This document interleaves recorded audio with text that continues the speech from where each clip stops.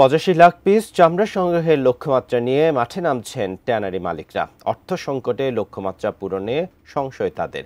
উদ্যোক্তারা বলছেন, কাঁচা ওয়েট ব্লু চামড়া রপ্তানির সিদ্ধান্ত হবে আত্মঘাতী। আরও জানাচ্ছেন গোলাম কাদির রবু।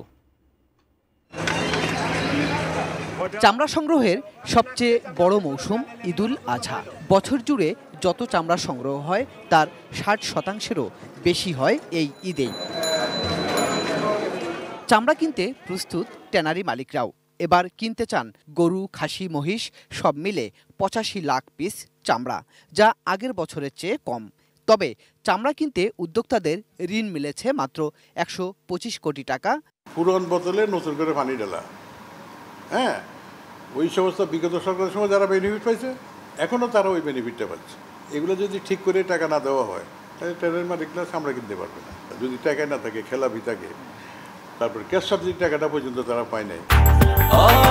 ব্রেকফাস্ট, টিফিন কিংবা স্ন্যাক টাইমে মজাদার আয়োজন মানে অল টাইম ব্রেড।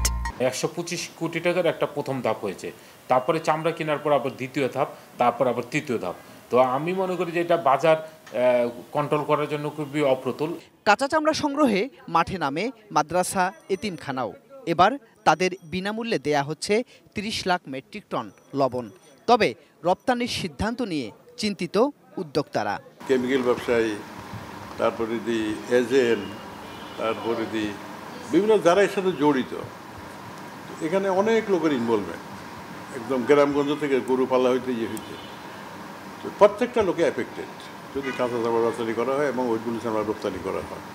তো কাজে এটা ওনাদেরকে বলা হয়েছে এটা আত্মঘাতী সিদ্ধান্ত। বিশ্বের কেউই আপনার কাঁচা চামড়া বাংলাদেশ থেকে কিনবে না। ইভেন আপনার যে চায়নার কথা বলা হয়েছে, চায়নার কমার্স মিনিস্টারও কিন্তু আপনার বলেছে যে এই দেশে আপনার চামড়ার ল্যাম্প ডিজিজ সহ বিভিন্ন ডিজিজ আছে, সেটা বিভিন্ন স্তরে আপনার টেস্টিং করে তারপর তারা নিতে পারে, কিন্তু এটা একটা লম্বা প্রসিডিউর।